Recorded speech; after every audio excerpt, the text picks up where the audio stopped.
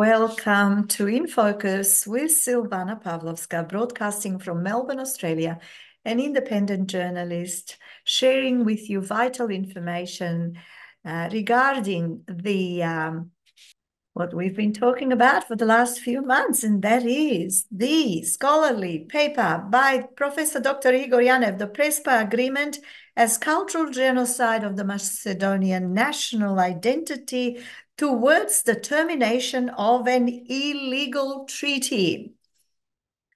First published in 2023. We've completed Appendix 1, and today we are going to share with you Appendix 2. By the way, this is part of our series on the Macedonian question. So Appendix 2 title is Treaty of Friendship, Good Neighborliness and Cooperation between the Republic of Bulgaria and the Republic of Macedonia. The Republic of Bulgaria and the Republic of Macedonia hereafter referred to collectively as the contracting parties. Building on the shared desire for further development of good neighborliness, friendship, and cooperation between the two countries, deeply convinced in the need to develop cooperation on the basis of mutual respect, trust, understanding, good neighborliness, and mutual respect for the interests of their countries. Sounds good. Believing that the comprehensive development and deepening of the friendly, good neighborly relations between them corresponds to the interests of the peoples of the Republic of Bulgaria and the Republic of Macedonia. Convinced in the need to strengthen security and peace, cooperation and confidence in southern or southeastern Europe. Welcoming the aspirations of the Republic of Macedonia for integration into the European and Euro-Atlantic structures. Believing that a constructive dialogue on all aspects of bilateral relations, as well as on regional and international issues, will contribute to the further development of the relations of the two countries on an equal basis. Affirming the fundamental importance of joint declaration of the 22nd of February 1999 in the relations between the two countries, considering their common history which connects both countries and their peoples, respecting the principles of the Charter of the Organization of the United Nations and the documents of the Organization for Security and Cooperation in Europe, as well as the democratic principles enshrined in the Council of Europe instruments, have agreed as follows. Okay, so the two countries have agreed as follows. Listen, please. Article 1. The two contracting parties will develop comprehensive relations with each other in accordance with the fundamental principles of international law and good neighborliness. Article 2.1. The two contracting parties will cooperate within the framework of the Organization of the United Nations, the Organization of Security and Cooperation in Europe, the Council of Europe, and other international organizations and fora. 2. The two contracting parties will develop their cooperation in the field of European and Euro-Atlantic integration aimed at the successful preparation of the Republic of Macedonia for its accession to the European Union and NATO. The Bulgarian side will share its experience in order to assist the Republic of Macedonia in fulfilling the necessary criteria for membership in the European Union and will support the Republic of Macedonia in receiving an invitation for NATO membership in accordance with the relevant decisions of the NATO summits. Interesting. Article 3. says the two contracting parties will contribute to the development of cooperation among the countries of Southeastern Europe, to the strengthening of the understanding, peace, and stability in the region, and to the realization of regional projects as part of the process of creating a unified Europe. Article 4. 1. The two contracting parties will maintain contacts and hold meetings between the representatives of the state authorities at different levels for the development of friendly relations and cooperation. If you've been watching events that have transpired in the last 2 years in particular, I would like to know whether you agree with this, whether this has been achieved. Development of friendly relations and cooperation. 2, the two contracting parties will assist each other in maintaining contacts between the local authorities and the citizens of both countries. Article 5. Bearing in mind their geographical proximity, the two contracting parties will endeavor to create the necessary legal, economic, financial, and commercial conditions to ensure the widest possible movement of goods, services, and capital. They will encourage mutual investments and ensure their protection. Article 6. The two contracting parties will support the expansion of tourist exchange as well as the development of appropriate forms of cooperation in the field of tourism. Article 7. The two contracting parties will expand and improve the transport links and other communications between them, including within the framework of regional infrastructure projects. Have they done anything about it? What's the evidence? Extending and improving transport links and other communications. Number 2, the two contracting parties will endeavor to facilitate customs and border formalities for passengers and goods moving between them. I asked the question, what has been done? What's the evidence, please? Article 6. 1, the two contracting parties will promote active and unhindered cooperation in the fields of culture, education, healthcare, social policy, and sport. Doesn't it sound similar, identical to the other one, the Prespa agreement? What do you think?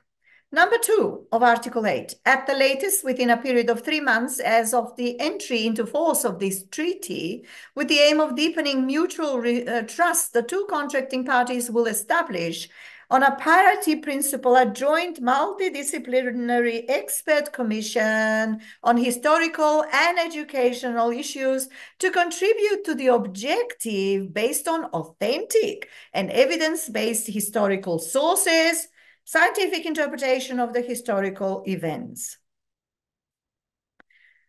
The Commission will submit to the governments of the contracting parties an annual report on its work. Is there an annual report since the signing of this treaty? What's the evidence? Number 3, the two contracting parties will organize by mutual agreement joint celebrations of common historical events and personalities aimed at strengthening and good neighborly relations in the spirit of the European values. From what I remember, the celebrations that were held where the representatives from the Bulgarian country attended caused a lot of havoc and unrest and dissatisfaction amongst the people for the behaviors that were exhibited on the part of the state of Bulgaria.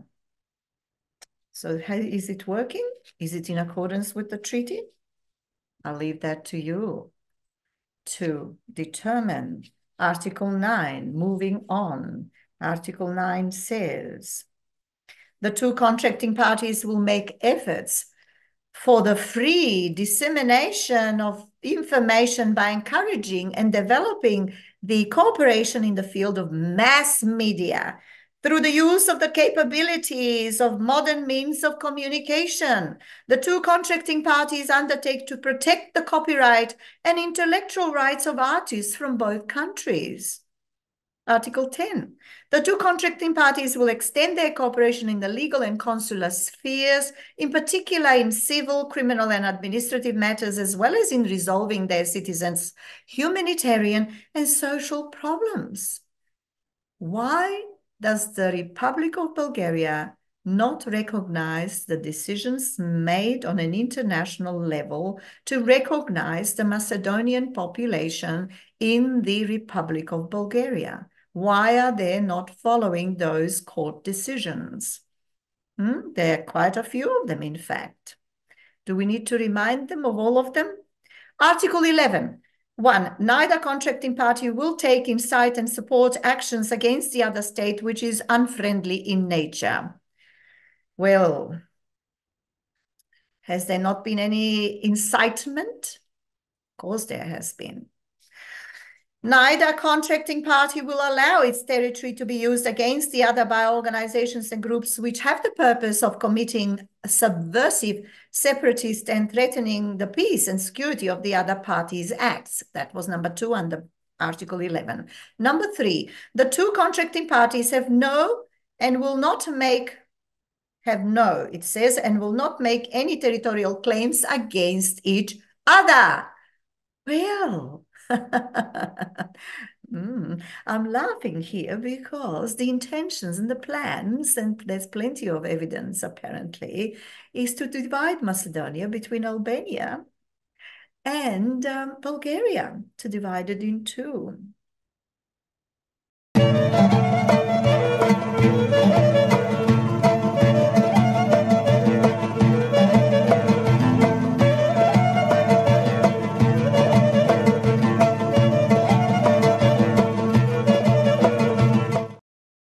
And moving on to the next one.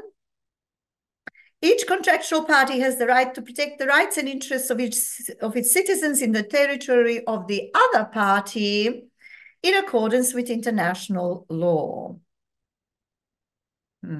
Is it protecting the interests of the Macedonian population in Bulgaria?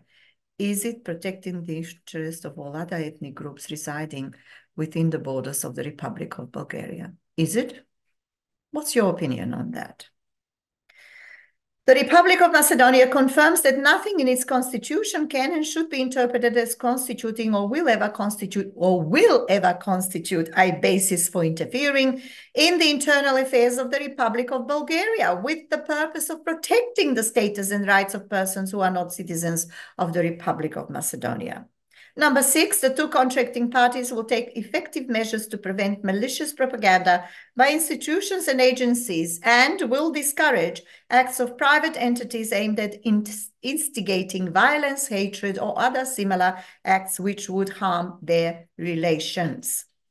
I'm just recalling the events that took place when the first Bulgarian club was opened in the city of Bitola.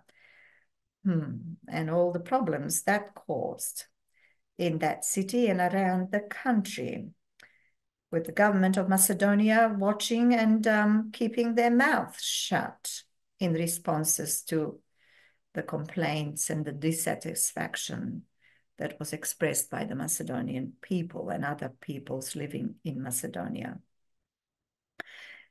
I wish to remind you that you're listening to In Focus with Silvana Pavlovska, broadcasting from Melbourne, Australia. Article number 2 of Appendix 2 is the following. 1. Within 3 months as of the entry into force of this treaty, the two contracting parties will establish a joint intergovernmental commission. The commission will be co-chaired by the ministers of foreign affairs of the two contracting parties and will include senior officials from both countries. 2. The Joint Intergovernmental Commission will hold regular meetings once a year with the purpose of reviewing the effective implementation of this treaty, to adopt measures to improve bilateral cooperation as well as to resolve issues arising during the implementation of the treaty. Each of the contracting parties may, if necessary, propose the organization of additional meetings of the Joint Intergovernmental Commission. Article 13. 1. This treaty is subject to ratification in accordance with the constitutional requirements of the contracting parties. This treaty will enter into force on the date of the exchange of the instruments of ratification of both contracting parties and will remain in force for an indefinite period of time. Indefinite period of time. big commitment. Number 2 of Article 13. This treaty may be amended by written agreement within the 2 contracting parties. Yes, it may be amended. Amendments will be negotiated through diplomatic channels and will enter into force in accordance with paragraph 1 of this article. Number 3, each contracting party may terminate the treaty by giving written notice. Now let's read this again. Let's read this again, please. Article number 13, point number 3, each contracting party may terminate the treaty by giving written notice to the other contracting party. Yes, the treaty will cease to be in force 1 year after the date of receipt of this notice. What are they waiting for? What is the Republic of Macedonia waiting for? I ask. Perhaps the Republic of Bulgaria may wish to exercise this article number 13.3 and give notice to the Republic of Macedonia to terminate the treaty. We shall see. Remains to be seen. Article 14, this agreement will in no way be interpreted as to contradict bilateral or multilateral treaties to which the 2 contracting parties are parties. Signed in Skopje on the 1st of August 2017 in 2 original copies each in the official languages of the contracting parties, that is, the Bulgarian language in accordance with the Constitution of the Republic of Bulgaria and the Macedonian language in accordance with the Constitution of the Republic of Macedonia, both texts being equally valid. Now, we know that this treaty between the Republic of Macedonia and Republic of Bulgaria was written in the respective languages and signed by the respective persons. We also have learned in the previous appendix, or appendix number 1, that the Prespa agreement, original document, was in English. Why so? Why wasn't it in the Macedonian language and/or Greek language? Is there a Macedonian version? If there is one, let's have a look at that, please. I'd love a copy of the Macedonian version so we can check and compare and see whether what is contained in the English version is actually the true and correct version of the English text, whoever was the author of that document. Also, we wouldn't mind seeing the Macedonian versions. Perhaps the Bulgarian, we may be able to understand, maybe, maybe. Yes. So we've read article number 14, and on the bottom of that page, it says for the Republic of Bulgaria, and on the other side for the Republic of Macedonia. That is Appendix 2 of this scholarly publication by Professor Igor Janev, Professor Dr. Igor Janev, who very kindly gave us permission to put this document into the public domain so that you are aware of it, so that you become familiar with its contents, and that you may, like me, ask questions about it. Particularly if you're not clear about certain things, ask the questions. Put them out there on the social media, on our channel, on Facebook, wherever you want to. Let us talk about these things and discuss them. Was this the right thing to do?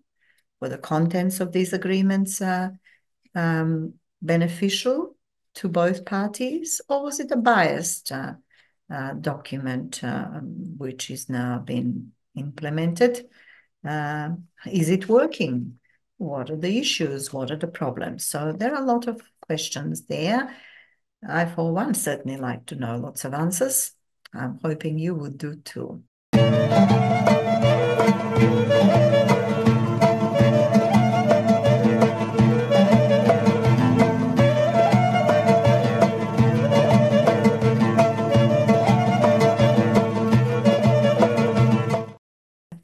going to be addressing Appendix 3.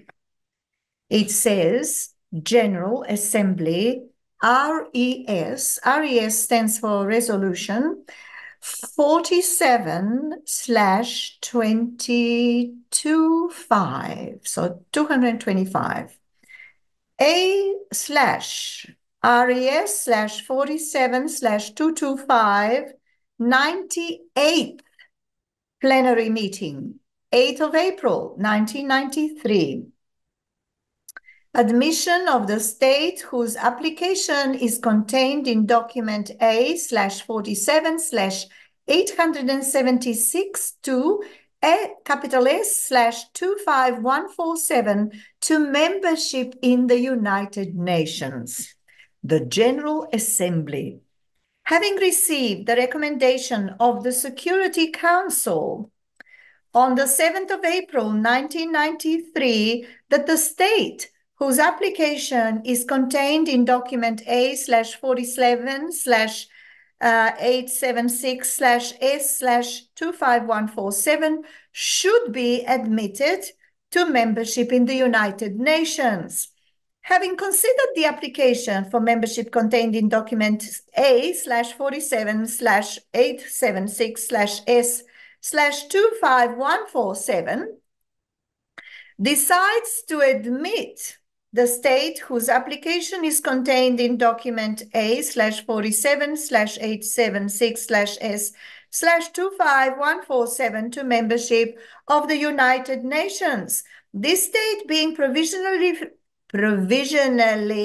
referred to for all purposes within the United Nations as the former Yugoslav Republic of Macedonia, pending settlement of the difference that has arisen over the name of the state. That was Appendix 3. That's all it was from the General Assembly referring to Resolution 47/225.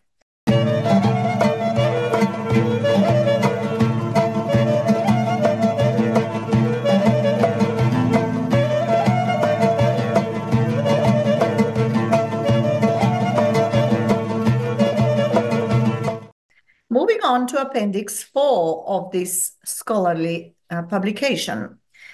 Security Council Resolution. The title is Security Council Resolution 817 in brackets 1993, adopted by the Security Council at its 3,196th meeting on the 7th of April 1993. The Security Council, having examined the application for admission to the UN in document S/25147, noting that the applicant fulfills the criteria for membership in the United Nations laid down in Article 4 of the Charter, noting, however, that a high difference has arisen over the name of the state, which needs to be resolved in the interest of the maintenance of peaceful and good neighborly relations in the region. This document is from the Security Council of the United Nations. Yes. Continuing on. Welcoming the readiness of the co-chairman of the Steering Committee of the International Conference on the former Yugoslavia at the request of the Secretary General to use their good offices to settle the above-mentioned difference and to promote confidence-building measures among the parties. Taking note of the contents of the letters contained in documents S/25541, S/25542, and S/25543 received from the parties. 1. Urges the parties to continue to cooperate with the co-chairman of the Steering Committee of the International Conference on the former Yugoslavia in order to arrive at a speedy settlement of their difference. 2. Recommends to the General Assembly that the state whose application is contained in document S/25147 be admitted to membership in the United Nations, this state being provisionally referred to for all purposes within the United Nations as the, in quotes, the former Yugoslav Republic of Macedonia, end of quote, pending settlement of the difference that has arisen over the name of the state. Number 3, requests the Secretary General to report to the Council on the outcome of the initiative taken by the co-chairman of the steering committee of the International Conference on the former Yugoslavia. That was Appendix 4.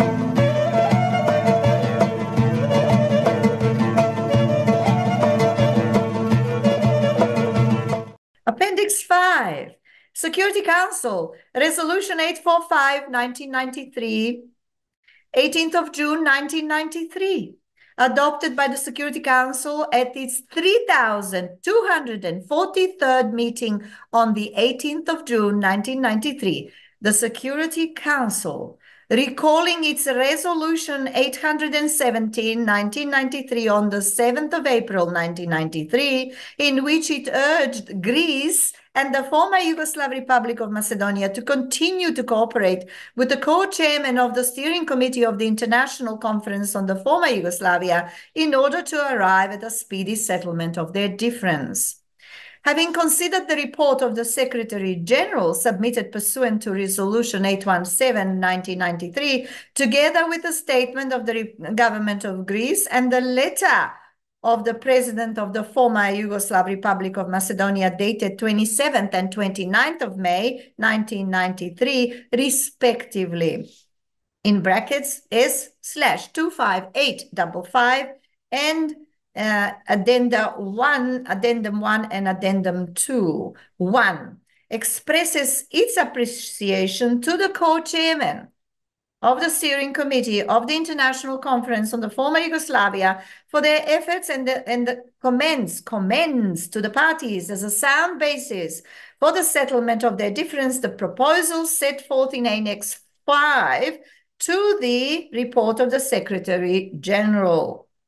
2. Urges the parties to continue their efforts under the auspices of the Secretary General to arrive at a speedy settlement of the remaining issues between them. 3. Requests the Secretary General to keep the Council informed on the progress of these further efforts, the objective of which is to resolve the difference between the two parties before the commencement of the 48th session of the General Assembly and to report to the Council on their outcome in good time and decides to resume consideration of the matter in the light of the report.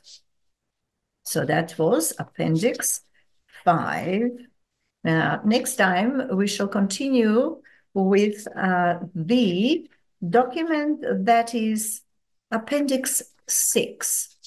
So here we end this part of the publication. You've been listening to In Focus with Silvana Pavlovska, broadcasting from Melbourne, Australia on this date. The title of the document is The Prespa Agreement as a Cultural Genocide of the Macedonian National Identity towards the Termination of an Illegal Treaty by Prof.d-r Igor Janev.